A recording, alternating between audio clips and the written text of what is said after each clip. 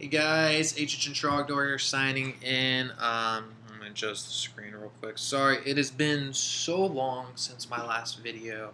I just moved not too long ago, and there's been so much that's happened. My computer messed up for a little bit, and I wasn't able to record any audio with my videos.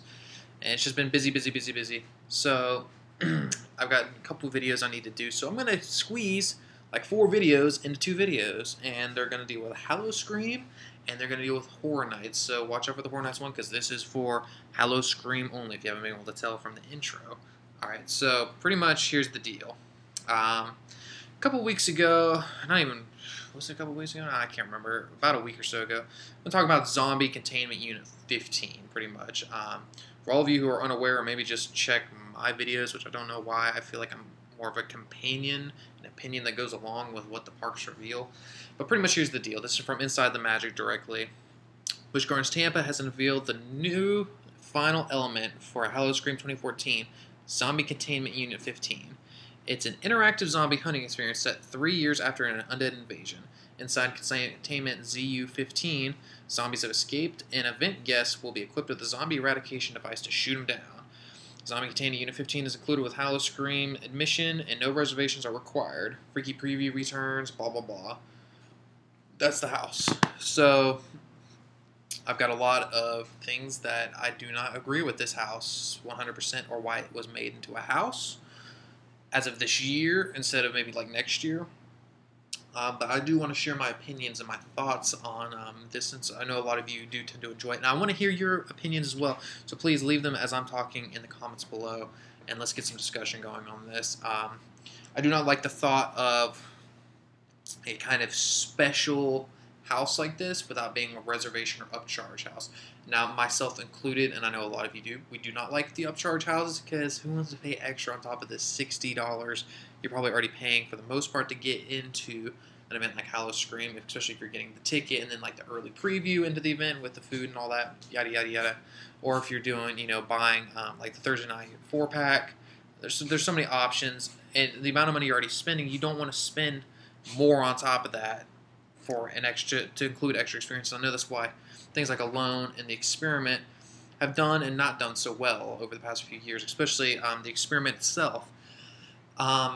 Now, the problem is, though, is with this house, it is special in the fact that you're getting laser guns and laser tag guns. So let's talk my opinions first. My main concern, a big concern, is the wait time. For this attraction, if you are going to even have an interest in this attraction, the fact that I would recommend getting there at the park when it opens and going to that first to do it, because the line for this thing, I can just see it now. Even when they've had like flashlights at the event, or like for instance Horror Nights when they had the mining hats, it always gets backed up, and you either are stuck in line forever, or you're going to miss out on the experience of not getting a gun. This is going to happen. I think it's dumb that they do not realize that this is going to happen unless they have 6,000 guns ready to go, which they will not have.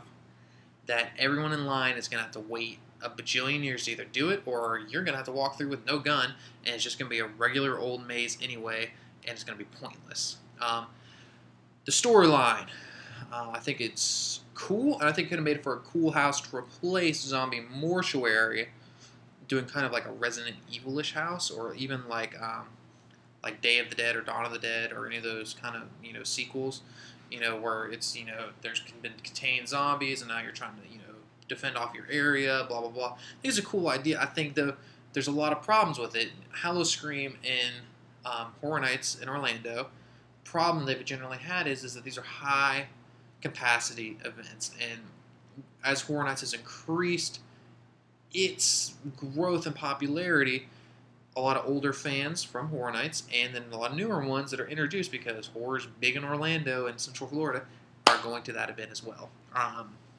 Both of these events within the next 5 years are going to be ridiculous capacity. It won't shock me that if in 5 years Howl-O-Scream will be at where Horror Nights is now, and Horror Nights will be in some other level where we'll be in 2-park level. That's a totally different video, but problem is that this is going to be, you'll be inside and you're not going to experience what they want you to experience. What I'm worried about is with the capacity of people coming in, especially on like Saturday and Friday nights, when you're shooting at zombies, you know, how are you going to reset it? How is it going to be made for you to have the optimal experience with no reservations? This would be a much better attraction to be added, for instance, if the experiment or alone, which is no longer there, but with the experiment place, for them to put this with that, in my opinion. I also think the venuing that they're choosing is wrong. They're putting it where Circus of Superstition was. I think this just would have been perfect to be replaced for Blood Asylum is, and move Blood Asylum, or I've gotten rid of it altogether. You know my opinions on that house, to put it there. But again, those are some of my main beefs and gripes with it. I just think the line's going to be out of control. I don't think they realize what's going to be up with it. Also, one of my opinions is that I'm not sure if this will be the media house or Deadfall will. Where's the attention going to be going? It's always 1 year. One house gets the attention of the other. It's been a repeated pattern over the past couple years. You know, Blood Asylum, Circus of Superstition. Circus is on another level. Blood Asylum is mediocre. Last year, Deathwater Bayou's on another level, and the basement was meh. Will this year be Deadfall on another level, and this will be meh? Or will this be, you know, on another level and Deadfall will be meh? I don't know. This seems to be a repeated pattern, in my opinion. So, you know, it'll be interesting to see. Now, what is a positive about this is if it works out, it's going to be great. It'll be probably one of the better experiences we will have. I'm highly doubtful of that, though. In my opinion, this is a quick way to get some money off of interactive experience for lagging of IPs. So, to me, I just kind of want to list what I am most in and not anticipating at the event this year. My number one anticipated thing is obviously the new house in Deadfall. I'm 100% excited to see what this is going to be, how it's going to look. It's going in the venue where Nevermore was, and I think it's a great venue. I love the look of it. I love the Nevermore house last year, so I think it's a good choice and it's a good spot for that to go. So that's my number one anticipated house. My second most anticipated house is now the revamped Circus of Superstition. It's been moved to the Gwazi Yard, where the Vampire Casino was last year, and it's going to be completely revamped. I have a few friends that work for Howl-O-Scream. They were telling me that the whole end of the maze has been redone. So I guess this is kind of their way of saying, you know, we're doing more than just one new house. I hear a lot of this is going to be revamped. So I'm interested in seeing what it's going to look like and if it's going to work well. So that's my number two. My number three is obviously the awesome and always incredible Deathwater Bayou. Extremely excited to see it again. Last year when I went, my run was all right. It wasn't that great. I was kind of behind a lot of the scares, so I'm really interested to go through. Want to look at all the detail again and want to see if I can really hit the scares. I can't remember a ton about it. I did really enjoy it, though, when I did go through. It was very, very cool. My number four is one of my most enjoyed houses last year was Zombie Mortuary. Even though it's old, I haven't experienced it, you know, for all 4 years it's been in the event. So this has only been my second time going through, so I'm very excited to go through it and witness it and see it again. It's a fun house. There's some really cool set pieces. And even if this is its last year or next year will be its last year, it'll be very cool to see it one more time. My next experience that I'm most excited for, I'm going to put as ZCU. It's a newer house. It'll be interesting to see how it goes. It's lower. I'm not putting it higher up because I don't know how it's going to play out, I guess, per se. So I'll be interested in seeing what that's like. My next is my number 6, which will be Blood Asylum. I might skip it. I might not. It depends on the wait times. It's not that it's a totally unenjoyable experience. It's just not one that I particularly was that fond of. It was much better than the last one that's really on my experience list. But again, it was all right. It was a little fun. There were some screams. The only problem is it gets stuck inside the house a little bit, and the line moves slow in it. And it's just such a tease from going inside to outside and blah blah blah. The line takes forever. So that's one of the things I'm not excited for about this. My number 7, the basement, as always. My least favorite house.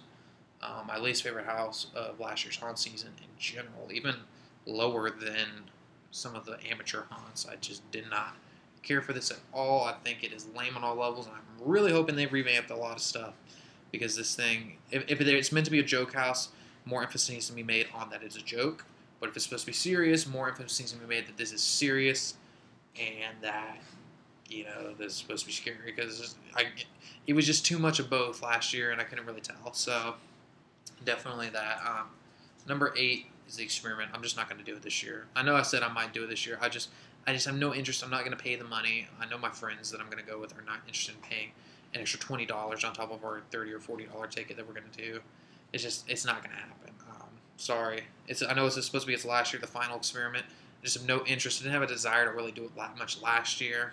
And unless it is just being talked about so much in the first week of the event that it's a must-do, I will not do the experiment. So that's what I'm excited for. I'm interested in seeing what the theme's how it's gonna play out, and I'm interested in seeing how the hordes are gonna do, considering how lackluster scare zones were last year. Again, a lot of my kind of inside sources told me to be very excited for the streets again this year, so it'll be interesting. But that's about it for Howl-O-Scream. Stay tuned for my Halloween Horror Nights video, which will come soon. I'm going to try to get this one up as soon as possible, and I'll talk to you guys real soon.